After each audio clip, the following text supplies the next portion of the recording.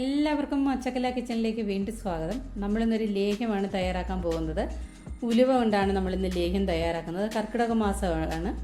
അപ്പോൾ ശരീരമൊക്കെ നന്നാവാനായിട്ട് നമുക്ക് മേഥി കൊണ്ട് ഒരു ലേഹ്യം തയ്യാറാക്കാം. ഒരു 150 ഗ്രാം മേഥി ഓവർനൈറ്റ് സോക്ക് ചെയ്ത് എടുത്തിട്ടുള്ളതാണ്. നമുക്കൊരു കുക്കറിലേക്ക് ഇട്ട് കൊടുത്ത് നമുക്കിതൊന്ന് വേവിച്ചെടുക്കണം. ഇതിലേക്ക് 1 ടേബിൾ സ്പൂൺ കുരുമുളകാണ്, പെപ്പർ അങ്ങനെ തന്നെ ചേർത്ത് കൊടുക്കാം. മുഴുവനായിട്ടുള്ള പെപ്പറാണ് നമ്മൾ ഇട്ട് കൊടുക്കുന്നത്. ഇതിലേക്ക് 1 ടീസ്പൂൺ മഞ്ഞൾപ്പൊടിയും ചേർത്ത് നമുക്കതൊന്ന് വേവിച്ചെടുക്കണം. ഒരു 3-4 വിസിൽ കേൾക്കുന്നത് വരെ നമുക്കൊന്ന് വെയിറ്റ് ചെയ്യാം. ഇനി ഇതിന് കോക്കനട്ട് മിൽക്കാണ് വേണ്ടത്. 1 കോക്കനട്ടാണ് എടുത്തിട്ടുള്ളത്. 1 കോക്കനട്ട് ഒന്ന് ഗ്രേറ്റ് ചെയ്ത് എടുത്തിട്ടുള്ളതാണ്. ഇത് ഒരു ഫ്രഷ് കോക്കനട്ടാണ് എടുത്തിട്ടുള്ളത്. ഇത് ഒരു മിക്സിയുടെ ജാറിലേക്ക് ഇട്ട് കൊടുത്ത് ഇതിലേക്ക് 1 ഗ്ലാസ് വെള്ളവും ഒഴിച്ചു കൊടുത്ത് നമുക്കൊന്ന് ക്രഷ് ചെയ്തെടുക്കാം. ക്രഷ് ചെയ്തെടുത്ത് അത് ഇങ്ങനെ അരിച്ച് എടുത്തിട്ടുള്ള 1-ാം പാലും 2 ഗ്ലാസ് വെള്ളം ഒഴിച്ചു കൊടുത്ത് മിക്സിയിലൊന്ന് അടിച്ച് പിഴിഞ്ഞെടുത്തിട്ടുള്ള 2-ാം പാലുമാണ് നമുക്ക് വേണ്ടത്. അതിന് 1 ഗ്ലാസ് 1-ാം പാലും 2 ഗ്ലാസ് 2-ാം പാലുമാണ് നമ്മളിവിടെ എടുത്തിട്ടുള്ളത്. നമ്മൾ ഇതിൻ്റെ ഫുള്ളായിട്ടുള്ള വീഡിയോ, കോക്കനട്ട് മിൽക്ക് എടുക്കുന്ന വീഡിയോ നേരത്തെ നമ്മൾ ഇട്ടിരുന്ന വീഡിയോകളിൽ കാണിച്ചിട്ടുള്ളതാണ്. അതുകൊണ്ടാണ് ഞാനിപ്പോൾ ഇത് ഫുള്ളായിട്ട് കാണിക്കാത്തത്. അത് അറിഞ്ഞുകൂടാത്തവർക്ക് ആ വീഡിയോ ഒന്ന് കണ്ടു നോക്കിയാൽ മതി. പൈനാപ്പിൾ പായസമൊക്കെ ഉണ്ടാക്കുന്ന വീഡിയോയിൽ നമ്മളിത് കോക്കനട്ട് മിൽക്ക് എടുക്കുന്ന വീഡിയോ കാണിച്ചിട്ടുണ്ട്. പിന്നെ നമ്മളങ്ങനെ ഇവിടെ 1-ാം പാലും 2-ാം പാലും എടുത്തിട്ടുണ്ട്. നമ്മൾ വേവിക്കാൻ വെച്ചിരുന്ന ഉലുവ ഇപ്പം വെന്ത് വന്നിട്ടുണ്ട്. ഇപ്പം ചൂടൊക്കെ ഒന്ന് മാറി നന്നായിട്ട് തണുത്ത് കിട്ടിയിട്ടുണ്ട്. നമ്മൾ ഒഴിച്ചു കൊടുത്തിരുന്ന വെള്ളമൊക്കെ കറക്റ്റാണ്. ഇപ്പം നന്നായിട്ട് ഇതൊന്ന് വെന്ത് കിട്ടിയിട്ടുണ്ട്. നമുക്കൊരു മിക്സിയുടെ ജാറിലേക്ക് ഇട്ട് കൊടുത്ത് നമുക്കിതൊന്ന് അരച്ച് എടുക്കാം. ഒരു ഫൈൻ പേസ്റ്റാക്കി എടുക്കേണ്ട ആവശ്യമൊന്നുമില്ല. ഒന്ന് തരിതരിപ്പായിട്ട് അരച്ചെടുത്താൽ മതി. അപ്പോൾ ഇതിലേക്ക് അരച്ചു കൊടുക്കുന്നതിന് വെള്ളമല്ല നമ്മൾ ചേർത്ത് കൊടുക്കുന്നത്. വെള്ളം ചേർത്ത് കൊടുക്കരുത്. നമ്മൾ എടുത്തു വെച്ചിരുന്ന 2-ാം പാലിൽ നിന്നും കുറച്ച് ഒഴിച്ചു കൊടുത്ത് അരയ്ക്കാൻ ആവശ്യത്തിനുള്ള പാല് മാത്രം ഒഴിച്ചു കൊടുത്ത് നമുക്കിതൊന്ന് അരച്ചെടുത്താൽ മതി. ഞാനിത് ഇങ്ങനെ ഈ രീതിയിൽ ഒന്ന് അരച്ച് എടുത്തിട്ടുണ്ട്. നമുക്കിനി ഇതിലേക്ക് ചേർക്കാനായിട്ട് റോസ്റ്റ് ചെയ്ത jeera powder, ginger powder, cardamom പൗഡറാണ് എടുത്തിട്ടുള്ളത്. ഇതിന് മധുരത്തിന് ആവശ്യമായിട്ട് നമ്മൾ കരിപ്പെട്ടിയാണ് എടുക്കുന്നത്. പാം ജാഗരി ഇത് 400 ഗ്രാമാണ് നമുക്ക് ആവശ്യമുള്ളത്. ഇത് പാം ജാഗരി കേരള സ്റ്റോറുകളിൽ വാങ്ങാൻ കിട്ടുന്നതാണ്.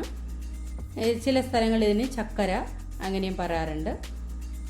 ഇപ്പം ഇത് ഞാനൊരു പാത്രത്തിലേക്ക് കുറച്ച് വെള്ളം ഒഴിച്ചു കൊടുത്ത് അതൊന്ന് അലിയിച്ചെടുക്കാൻ വേണ്ടിയിട്ടുള്ള വെള്ളം വെച്ച് കൊടുത്ത് നമുക്കിതൊന്ന് അലിയിച്ചെടുത്താൽ മതി. എന്നിട്ട് ഇതൊന്ന് അരിച്ച് എന്തെങ്കിലും പൊടിയൊക്കെ ഉണ്ടെങ്കിൽ അങ്ങ് പോയി കിട്ടാൻ വേണ്ടി നമുക്കിതൊന്ന് അരിച്ച് എടുക്കാം. നമുക്കിനി ഇത് ഒരു കടായി വെച്ച് കൊടുത്ത് അതിലേക്ക് ഒരു 3 ടേബിൾ സ്പൂൺ നെയ്യ് ഒഴിച്ചു കൊടുക്കാം. പശുവിൻ നെയ്യ് ഒഴിച്ചു കൊടുക്കാൻ പ്രത്യേകം ശ്രദ്ധിക്കണം. ഇപ്പോൾ വീട്ടിലൊക്കെ ഉണ്ടാക്കുന്ന നെയ്യാണെങ്കിൽ ഏറ്റവും നല്ലതാണ്. അപ്പം ഇതിലേക്ക് നമ്മൾ അരച്ച് വെച്ചിരുന്ന മേഥി ഇട്ട് കൊടുക്കാം.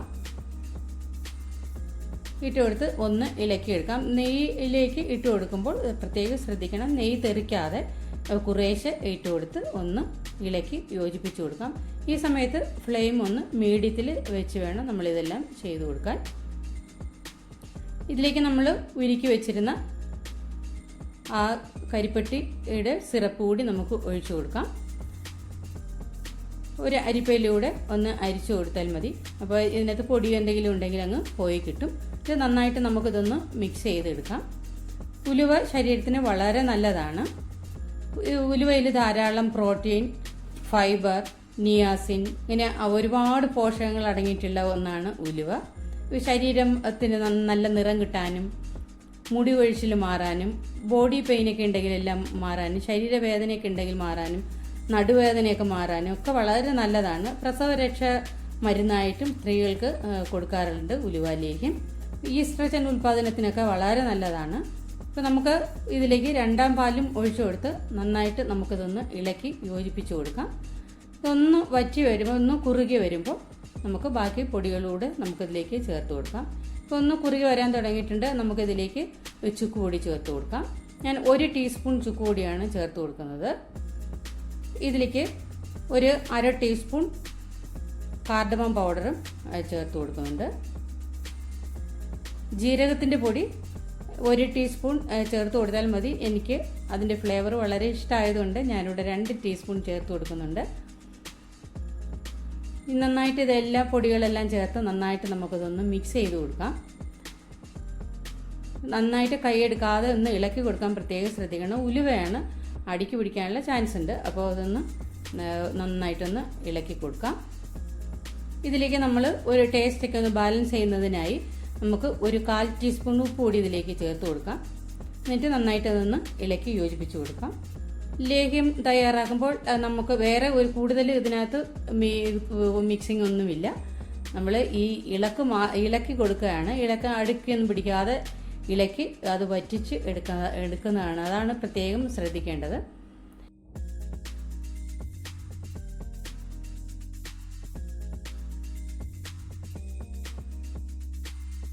ഇപ്പോൾ ഇതിലേക്ക് ഇനി ഒന്ന് കുറുകി വന്നിട്ടുണ്ട്.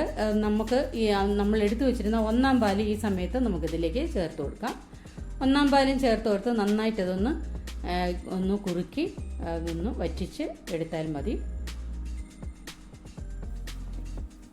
ഉലുവ വളരെ നല്ലതാണ്. കുട്ടികൾക്കും മുതിർന്നവർക്കും ഒക്കെ കഴിക്കാൻ വളരെ നല്ലതാണ്.